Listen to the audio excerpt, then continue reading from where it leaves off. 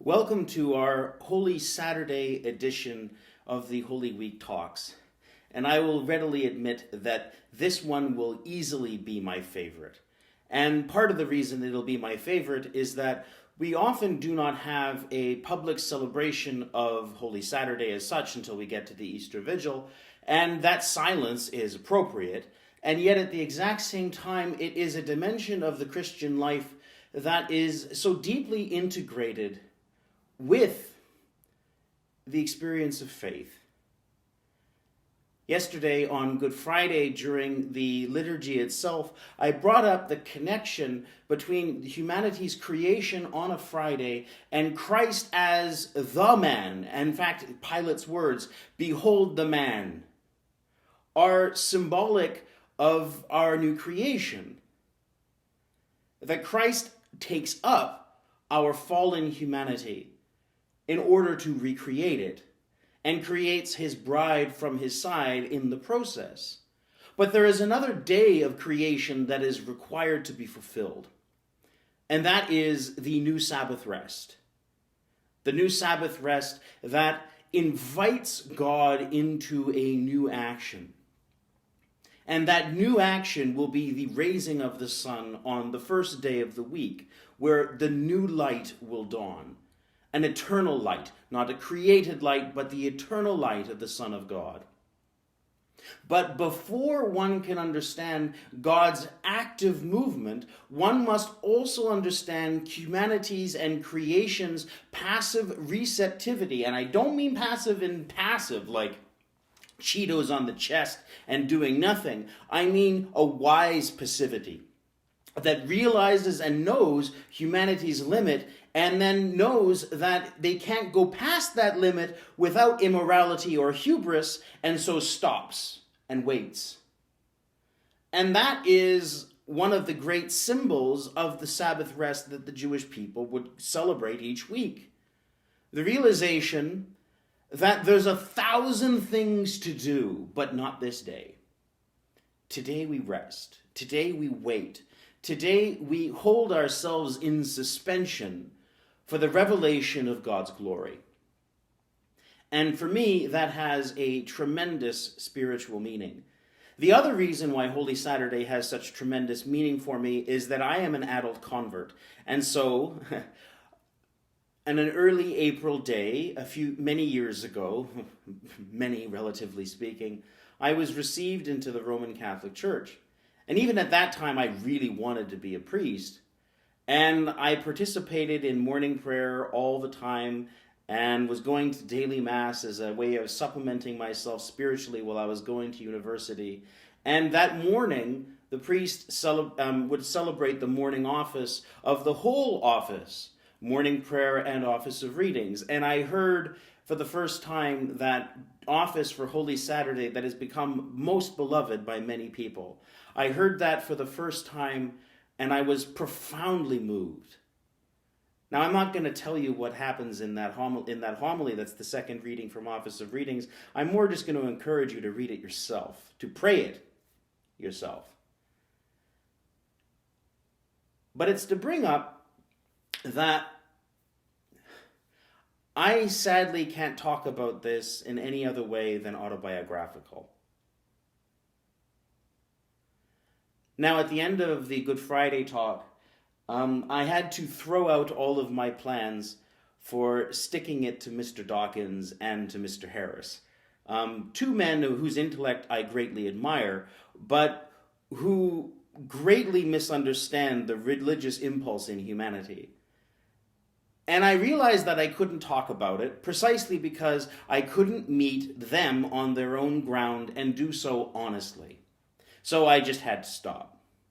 I did want to thank Mr. Dawkins for bringing up one of the big holes in my moral and theological thought, which is the introduction of the concept of a meme in his book called The Selfish Gene. It's not the idea of a meme that we sometimes see on the internet, but is a social and cultural connection with Darwinian evolution. Because what Dawkins pointed out is that to simply reduce human development to biological factors is incredibly limiting. There must be something going on that guides humanity in a way that is akin to natural selection. And so I wanted to thank him for it at the very least, and so I'm just giving him the small shout out here. But I only could reflect on those things on their importance to me. But in their importance in the world of biology or in the world of neuroscience, I am vastly unqualified. Now, why bring this up? It's the same idea. Suspension.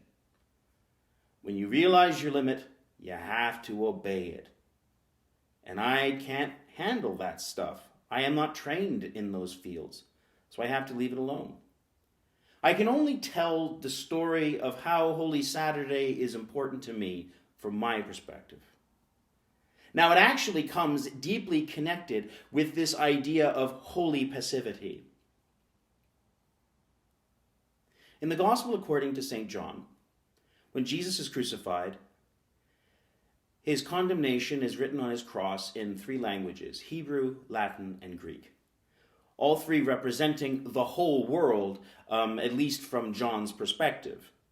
Because in Hebrew is the world of Jesus, the world of the Jewish people. In Latin, the governing Romans. And Greek, the common language of most of the society of the Mediterranean in the first century.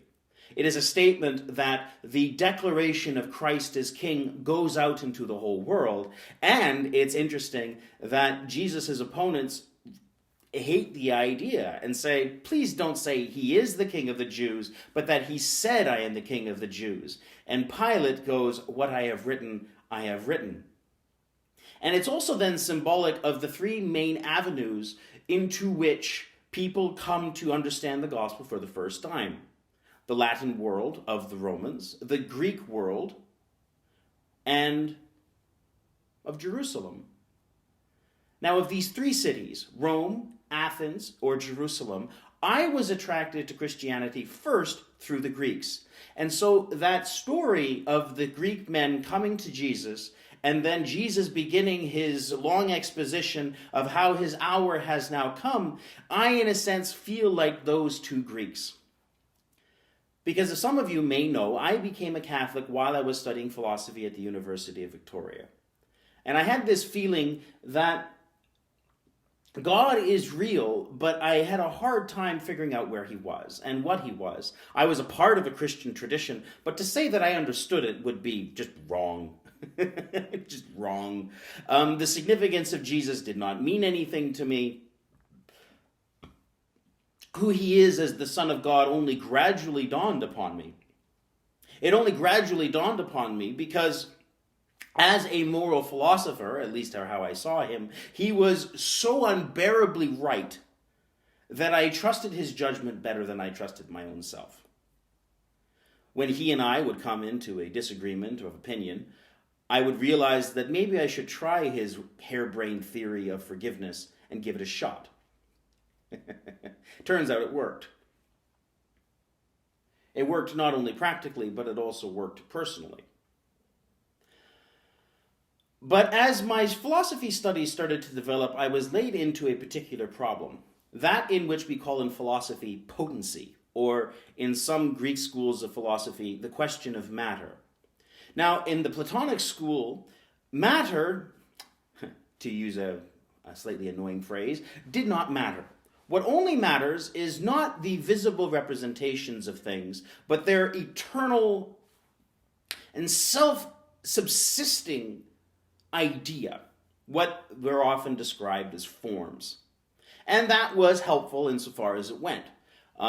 Because what he was trying to do was to get at the truth away from the illusions of the material world. But there is an underlying problem in that.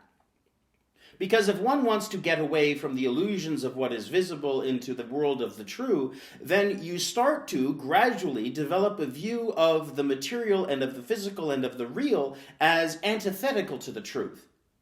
And what people don't realize is that you can't have things like science and reason, as we understand those things today, without an appreciation of the material. So there is a lingering problem in the world of Plato that stuck with me. And this was only accentuated in my third year of philosophy when I studied the rationalists, most notably Descartes, Malebranche, Spinoza, and Leibniz. And I was very blessed to have a very competent professor on these topics. And again, there underlied a great, tremendous problem. How does one take into account sense phenomena? Because if one can come unto the understanding of the truth only through the mind, then again, the sciences and freedom are all useless. In fact, Spinoza himself rejected the concept of free will because he felt that everything was in one being and therefore Leibniz had a slightly more subtle view of things. Malebranche just wanted to split them all up apart, and Descartes was just a confusing mess because it made no sense. And so I was stuck in this weird problem. But at the same time, I was also then introduced to Aristotle. Now, Aristotle, in contradistinction to Plato, did want to look at natural things. And he was famous for his contentions with Plato about the appreciation of the natural sciences. Botany, studies of the heavens, studies of animals, studies of human behavior, poetry. And it was his almost childlike love of natural things that gave him what I would consider to be a greater wisdom than that of Plato. And then even in dealing in the realm of abstract truth, Aristotle was still better as far as I was concerned. But then there still remained a lingering problem.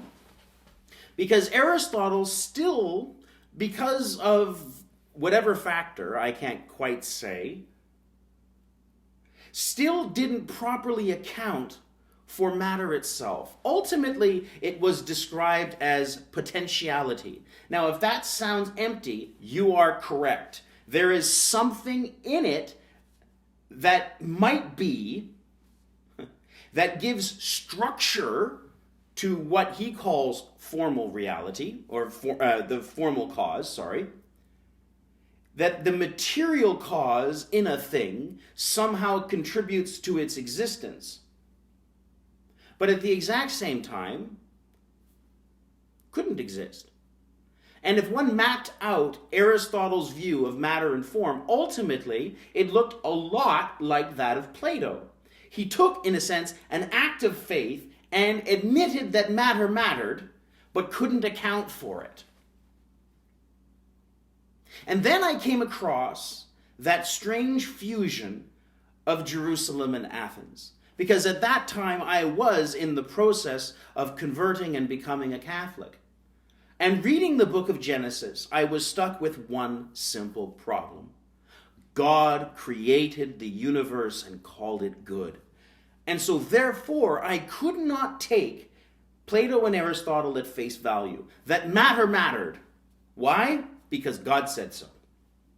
Now, that might sound like an inappropriate use of faith inside the world of reason, but the reason I brought up Aristotle is to point out that unless somebody takes the material world as having significance, then you can't do the sciences. And yet, you can't demonstrate through force and through power that your perception of a world guarantees that the world exists, and two, that it is as you perceive it.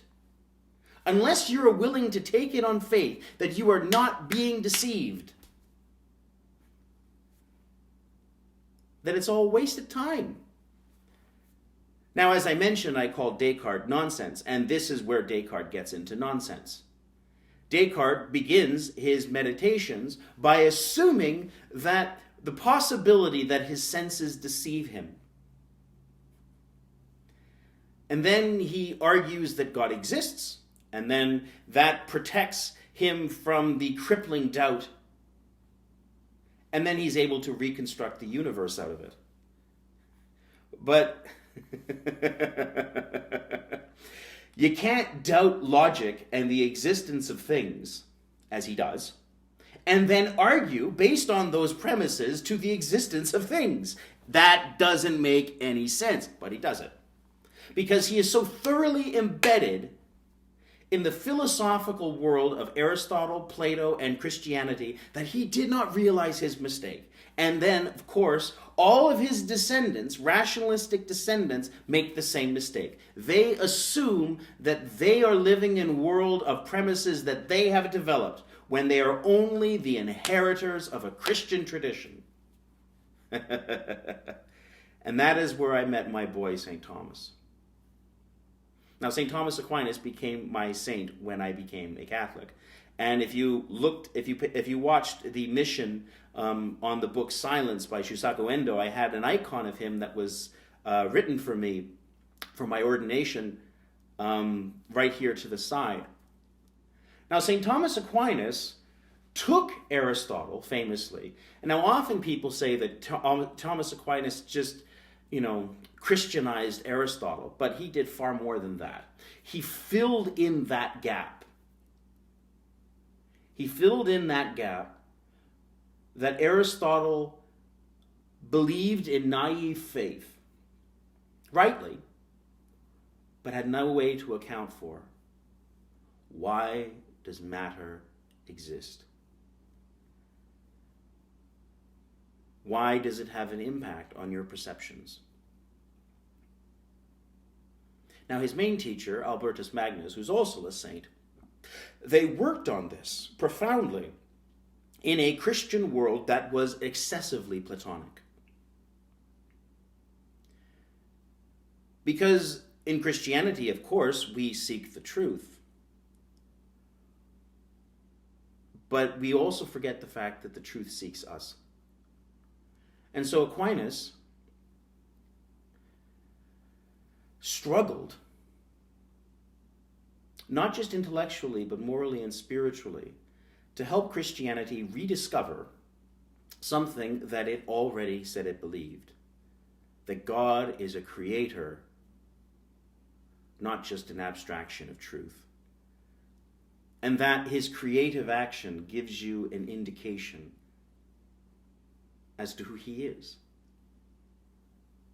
And that the potentiality of matter is unspeakable because it is potential. But its interaction with the real reveals its own character. And it's very difficult to describe matter without it. But it does explain what mere rationalism cannot do.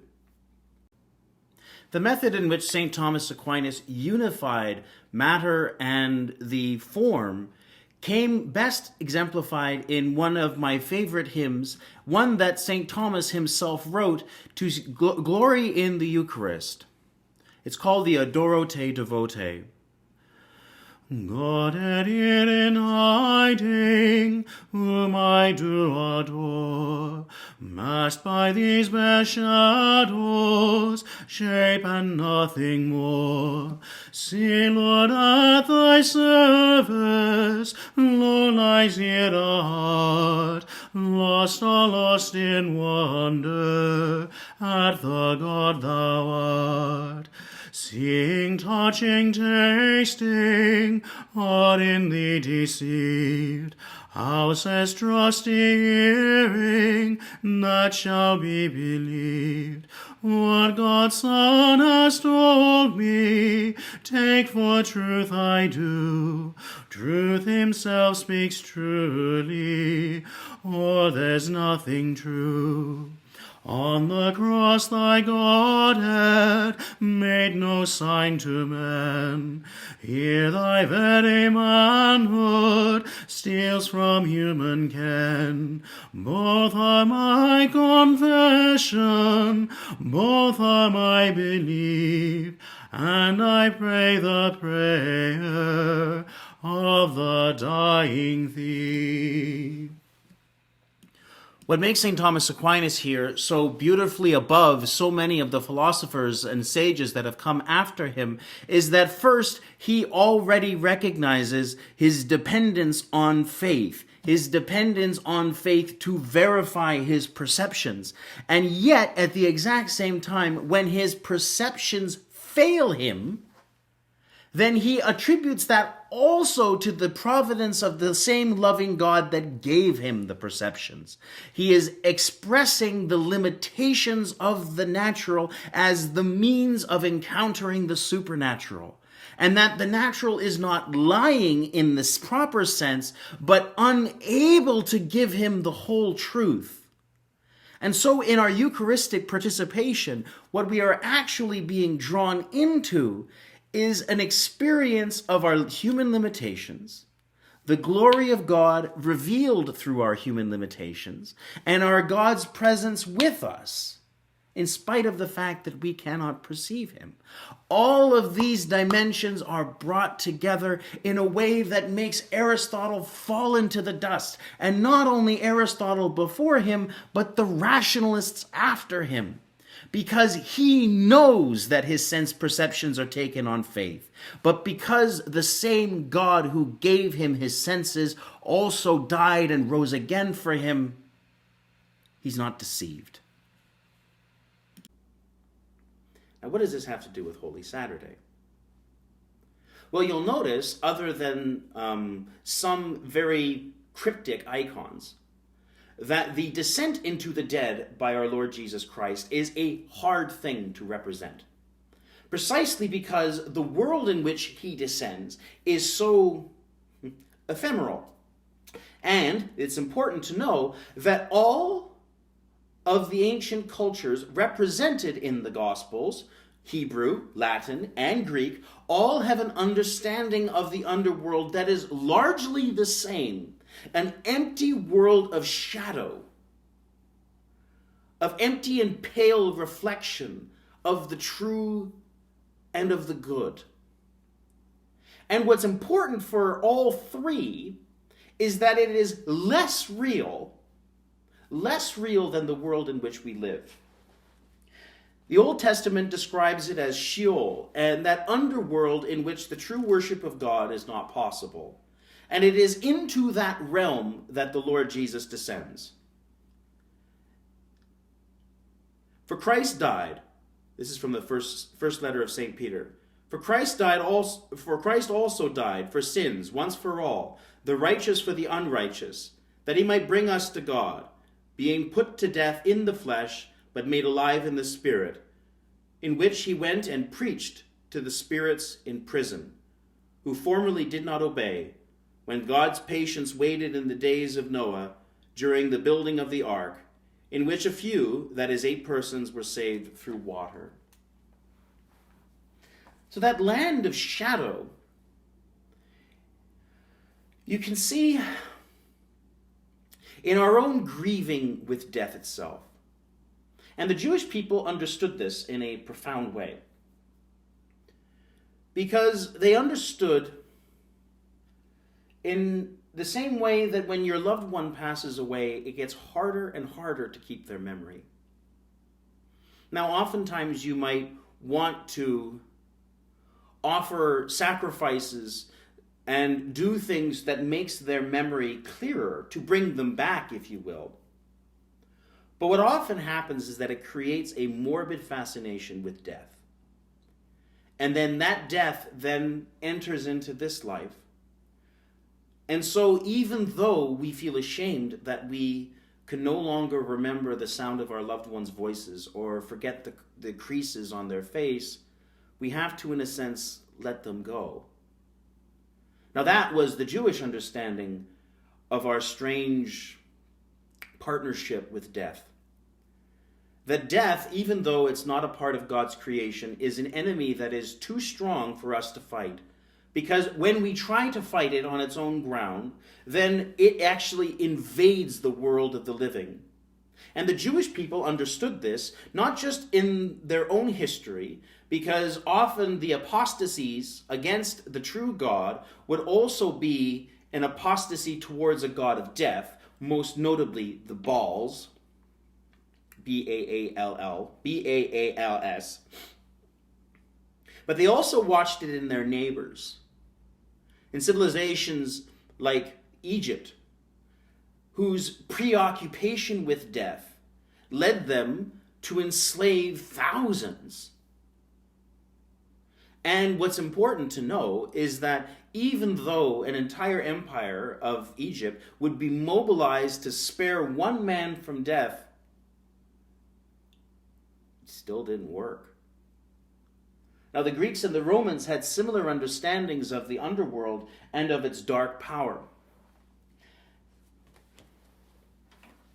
One of the most stirring accounts comes actually from the book called the Odyssey, the poem of the Odyssey. And the hero of the book, Odysseus, in his long journeys to go home, eventually finds himself in the underworld and encounters the great warrior Achilles. And in that encounter, Achilles then is the recipient of all of Odysseus' praise. You are the greatest of warriors. Everyone trembled around you, and now you reign as king over the dead. And Achilles responds, of death from you, Odysseus, light of counsels, better, I say, to break sod as a farmhand for some poor countryman on iron rations than lord it over the exhausted dead.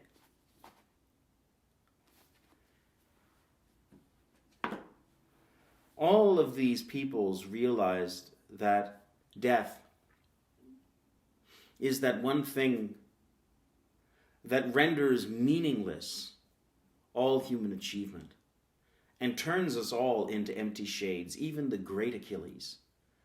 And in fact, as beautifully in the Iliad, the story of Achilles, beautifully described by Caroline Alexander in the book The War That Killed Achilles, death is that specter that long hangs over Achilles' head. And he's not the warmonger that he's often portrayed as. He's a complex man that wants to live, and yet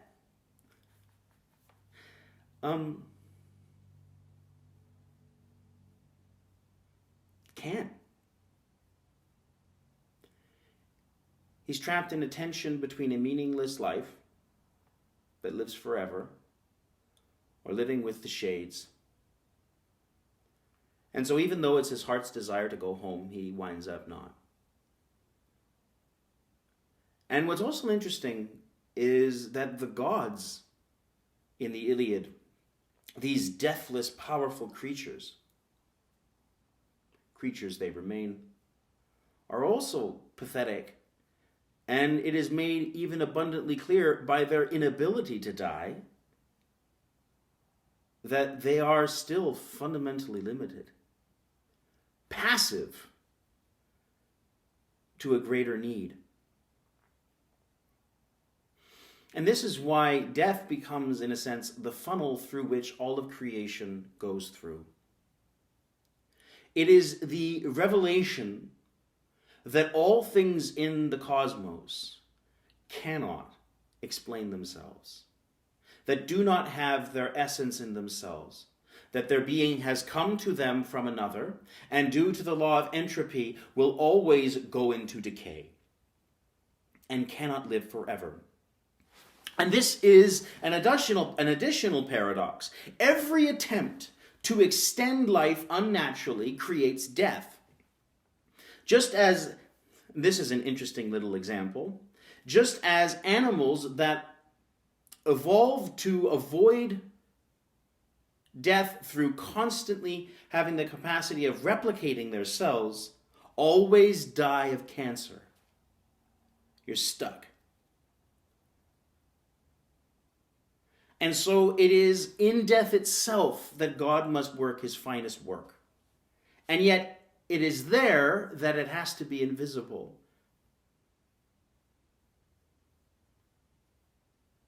And so it is in the depths of matter or potentiality that God must work his greatest work. Because in the very foundation of creation, God takes matter and gives it life through his word and his spirit.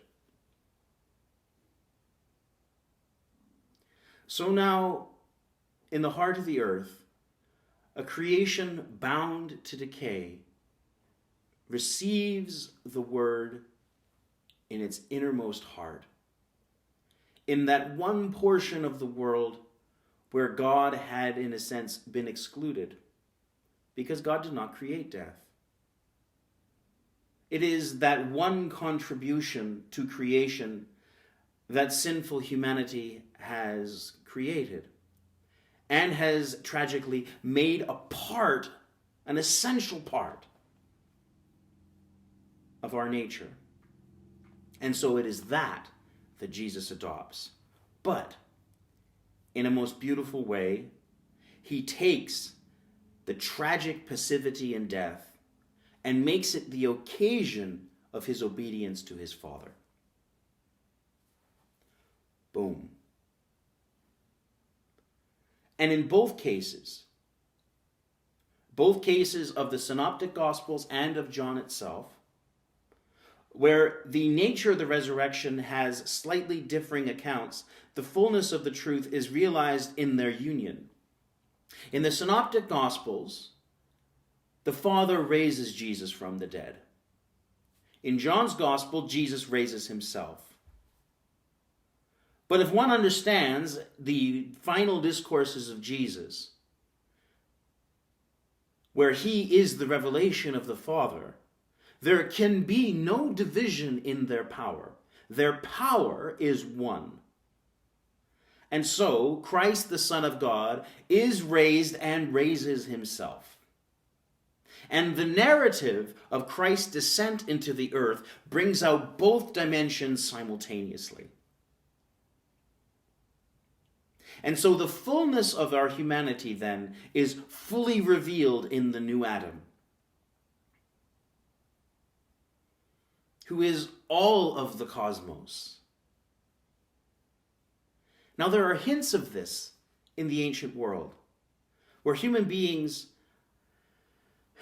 are said to have, in a sense, spirit animals, animals that are representative of their person.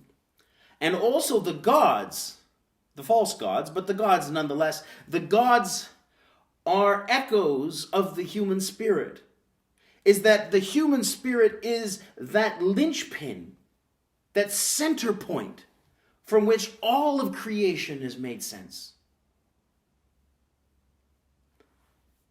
And it begins on a Saturday when God waits. But it's in that waiting that he not only raises himself, but all who are waiting for his appearing.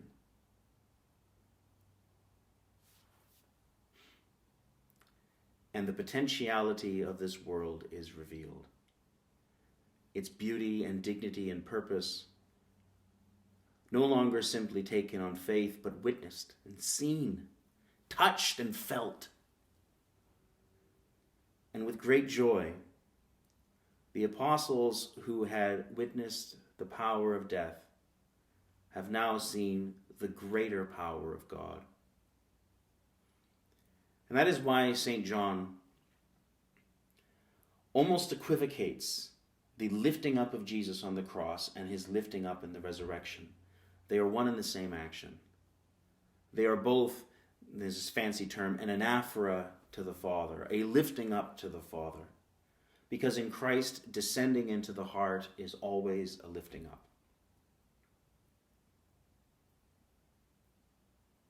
As we await Christ's coming in glory, let us then learn this, I guess I can only call it a holy obedience, a realizing our natural limit, a realizing that we might only be playing the string section and one small part of a string section of God's great orchestra, and we need not force it. God knows his timing. He knows when to act. And when he does, the trumpet shall blare, and the dead shall rise. Happy Holy Saturday.